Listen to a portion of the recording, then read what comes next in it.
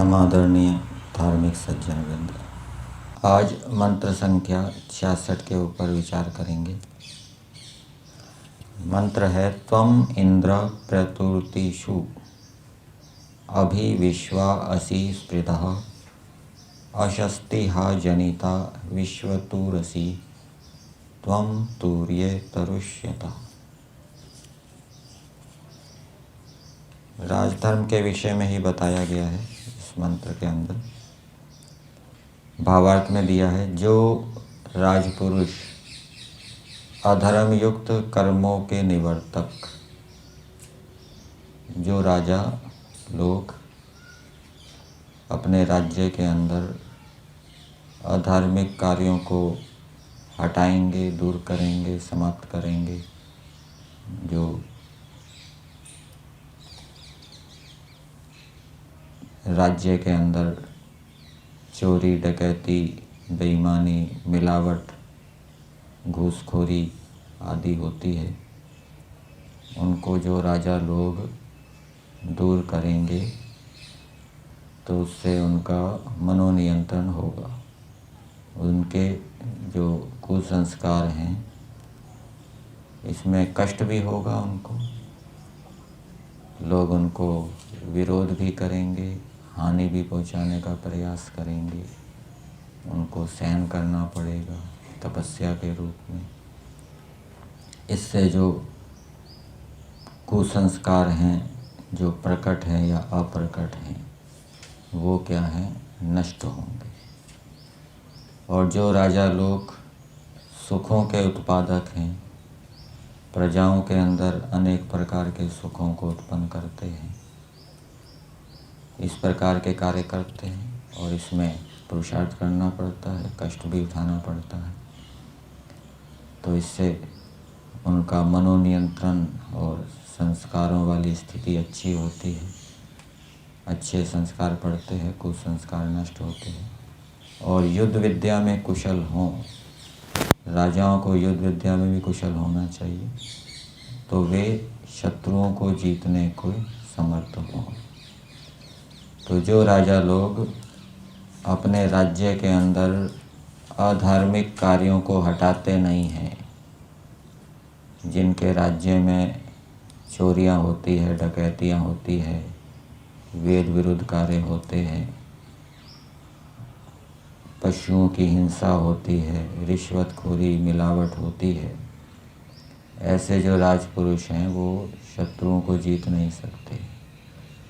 इसी प्रकार से जो राजपुरुष अपनी प्रजाओं में सुख को उत्पन्न नहीं करते, उनको अनेक प्रकार के रोजगार के साधन उपलब्ध नहीं कराते, प्रजा रोगी हो गई तो उनके लिए अच्छी प्रकार चिकित्सा व्यवस्था नहीं करते, प्रजा के लिए अच्छी शिक्षा की व्यवस्था नहीं करते, उनको विद्वान नहीं बनाते, अच्छे गुणों से युक्त नहीं करते, तो वो राजा लोग शत्रुओं को जीत नहीं सकते और उनका मन के ऊपर नियंत्रण भी नहीं होगा और वो पतन को प्राप्त होंगे। उनके कुसंस्कार बढ़ेंगे और अच्छे संस्कार जो होंगे पिछले जन्मों के, वो क्षीण होते जाएंगे। मंत्र के पदों को देखते हैं पदार्थ के माध्यम से। पदार्थ में दिया है, हे इंद्र। इंद्र शब्द संबोधन में आया है। उत्तम ऐश्वर्य देने वाले। इंद्र शब्द के अर्थ अनेक प्रकार से किए जाते हैं। ऐश्वर्य युक्त को भी इंद्र कहते हैं और ऐश्वर्य को देने वाला उसको भी इंद्र कहते हैं। यहाँ पर उत्तम ऐश्वर्य देने वाला राजा कैसा होना चाहिए, राजा का कर्तव्य बताया कि वो प्रजाओं के अंदर उत्तम ऐश्वर्य को उत्पन्न करे, उनको अच्छी विद्या दे, अच्छी शिक्षा दे, अच्छा स्वास्थ्य दे और भी उत्तम उत्तम पदार्थ, शुद्ध पदार्थ उपलब्ध कराए। ये राजा का कर्तव्य है। तो ऐसे राजा को संबोधित किया जा रहा है जो उत्तम ऐश्वर्य को देता है जिस कारण त्वम आप प्रतुर्तिषु जिसमें मारना होता उन संग्रामों में। प्रतुर्ति ये संग्राम के लिए है। तूरी धातु आपको इसमें मिलेगी। गति त्वरण हिंसनयो दिवादिगण की है। तो जो हिंसा जिसमें हनन किया जाता है, जिसमें मारना होता है, संग्राम में क्या होता है, वो शत्रुओं को मारा जाता है, इसलिए उसको प्रतुर्ति कहते हैं। तो उन संग्रामों में विश्वा शत्रुओं की सब स्पृधा ईर्ष्या युक्त सेनाओं को अभी असी तिरस्कार करते हो। स्पर्धा, यहाँ पे स्पर्धा होती है, जीतने की स्पर्धा होती है, इच्छा होती है, तो उसमें आप उनका तिरस्कार करते हो। किनका तिरस्कार करते हो? शत्रुओं का, शत्रुओं की सेनाओं का आप तिरस्कार करते हो, अर्थात उनको हराते हो। अशस्तिहा जिसकी कोई प्रशंसा ना हो, उन दुष्टों के हंता। तो राजा ऐसे दुष्टों को मारने वाला हो जो जिनकी कोई प्रशंसा नहीं है, अर्थात जो गलत कार्य करने वाले हैं, निंदित कार्य करने वाले हैं, और जनिता सुखों के उत्पन्न करने वाले। राजा अशस्तिहा हो, दुष्टों का नाशक हो, जो निंदित कार्य करते हैं, जनिता सुखों को उत्पन्न करने वाला हो, और विश्वतु सब शत्रुओं को मारने वाले हुए। और शत्रुओं को जो मारने वाला है, अर्थात जो वेद विरोधी हैं, वेद के विरुद्ध आचरण करते हैं। तुम आप विजय वाले हो।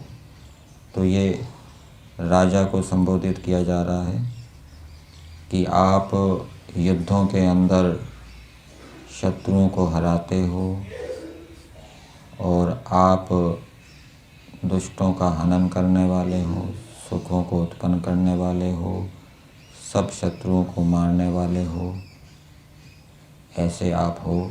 इससे, इस कारण से तरुष्यता हनन करने वाले शत्रुओं को मारिए।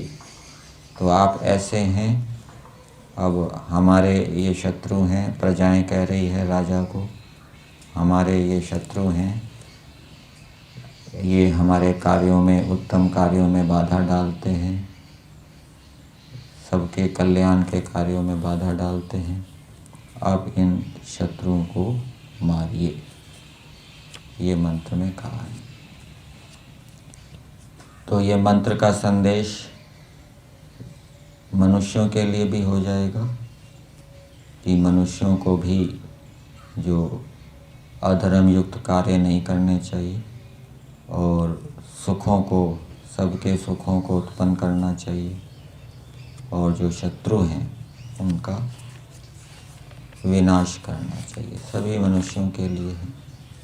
आंतरिक शत्रु भी होते हैं, बाहरी शत्रु भी होते हैं, और हर एक का अलग अलग क्षेत्र होता है, अधिकार क्षेत्र होता है। वहाँ पर जैसे जैसे जो निंदित व्यक्ति हैं उनका तिरस्कार, और जो श्रेष्ठ हैं उनका सत्कार करना चाहिए।